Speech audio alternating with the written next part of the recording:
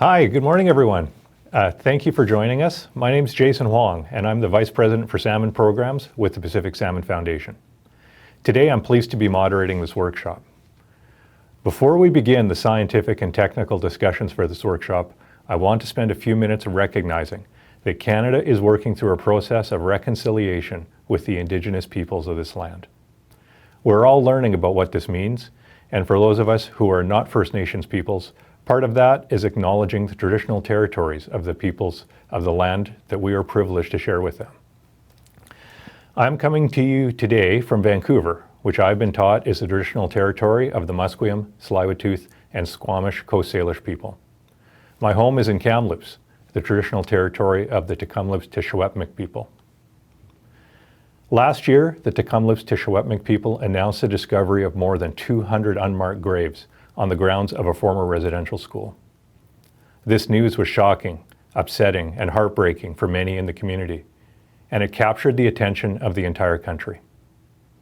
Sadly, the same situation was discovered in several other locations across the country, and yesterday we heard the news about more unmarked graves being found at a former residential school location in Williams Lake. I'm sure that many of you will share feelings of sadness, heartbreak, and perhaps other emotions like anger or frustration. I do not know if there is a right way to acknowledge this. I saw that Williams Lake First Nation Chief Willie Sellers said to the news that the findings are part of a reawakening for Indigenous people about the lingering traumas of the residential school system, and he said, "This reawakening in Indian country has allowed us to start the process of healing." In his words, I find optimism and hope.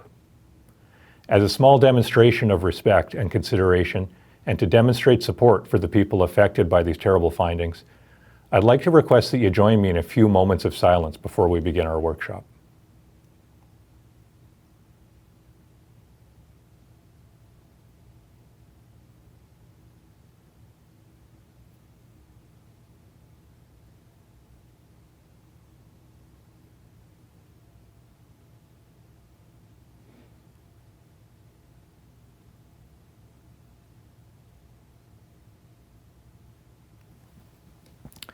Thank you for sharing that time together. These are important things, difficult for all of us, but they are things that we have to face and acknowledge. Now I will turn to an overview of our workshop today. First, I will briefly describe the purpose behind the workshop. The climate scientists have been telling us that we are likely to see more large fires with greater frequency and greater severity. Here in BC, we are seeing that. Currently, there is no set plan or playbook for management actions that would aim to mitigate impacts and accelerate the recovery of watersheds and salmon habitat after catastrophic wildfires.